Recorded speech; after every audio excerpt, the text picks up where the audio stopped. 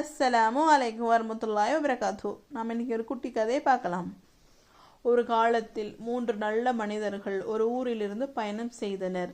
மழை அதிகமாக பெய்ததால் அவர்கள் ஒரு குகைக்குள் தஞ்சம் அடைந்தார்கள். அவர்கள் உள்ளே சென்றதும் மலை உச்சியிலிருந்து ஒரு பெரிய பாறை உருண்டு வந்து குகையின் வாயை மூடிவிட்டது. மூவரும் மிகுந்த பயத்தில் இருந்தார்கள். அந்த பாறையை யாராலும் நகர்த்த முடியாது என்று அவர்கள் உணர்ந்தார்கள். அப்போது ஒருவர் சொன்னார், நாம் அல்லாவின் மீது நம்பிக்கை வைத்து நம்முடைய உண்மையான நல்ல செயல்களை நினைத்து அல்லாவிடம் துஆ செய்வோம் என்றார். முதல் மனிதர் சொன்னார், அல்லாவே, என் வயதான பெற்றோரை நான் எப்போதும் முதலில் சேவை செய்தேன்.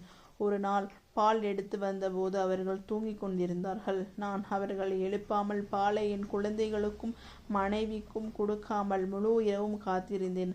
அல்லாவே, நான் இதை உன் பேரன்பிற்காக செய்தேன். எனவே இந்த கல்லை சிறிது நகர்த்துவாயாக.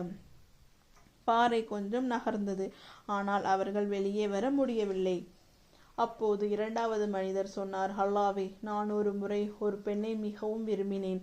தவறான வழியில் செல்ல நினைத்தேன். ஆனால் அவள், நீ அல்லாவுக்கு பயப்படுவாயாக என்று சொன்னால் நான் உடனே விலகினேன். நான் இதை உன் பயத்திற்காக செய்தேன். எனவே இந்த கல்லை மேலும் நகர்த்துவாயாக. பாறை இன்னும் நகர்ந்தது. ஆனால் வெளியே வர முடியவில்லை.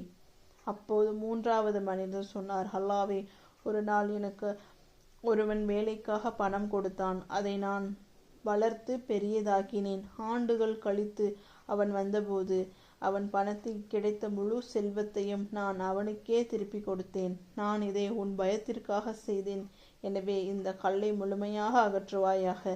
பாறை முற்றிலும் நகர்ந்தது. மூவரும் பாதுகாப்பாக வெளியே வந்தார்கள். நம் நல்ல செயல்கள் நம் வாழ்க்கையில் சிரமமான நேரத்தில் கூட அல்லாவின் உதவியை தரும். அஸ்ஸலாமு அலைக்கும் வரமத்துல்லாஹி வபரகாத்துஹு.